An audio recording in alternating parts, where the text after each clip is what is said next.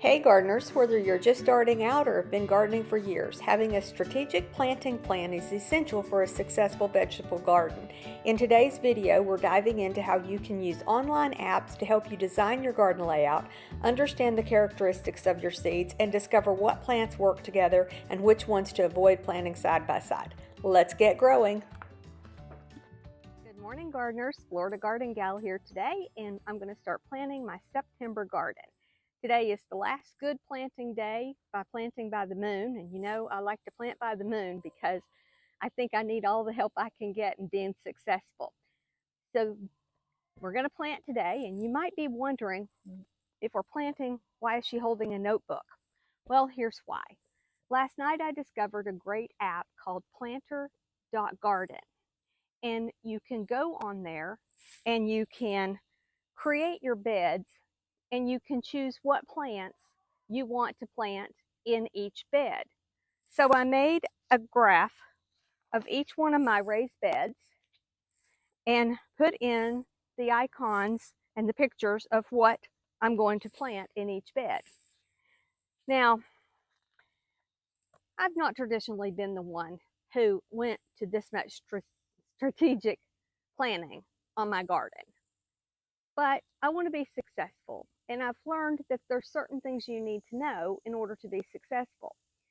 So part of that is, what plants do you put together? For instance, I had planted a orange turmeric plant over there with my asparagus. Guess what? They don't like each other. They would both die. Actually, my asparagus had started declining before I read that. So this morning I moved the orange turmeric into another spot where it can be happy with other plants. So we have great resources on the internet now. We're not just jumping into the garden and planting things. If we take some time to think ahead, there's great tools such as Planter.garden and ChatGPT. So I had ordered all of my seeds from flseeds.com. And on their website, they give a great description of the seeds and planting them. But I also wanted to know, well, what are the companion plants? What herbs should I plant around the particular seeds? Which other vegetables should I plant that would be good companions? What flowers would be good companions? And what would be the enemies? Like, what do we not want to plant together, such as my asparagus and orange turmeric? So here's my notebook I created from the seeds I bought, what the description was on the Florida Seeds website, and then ChatGPT.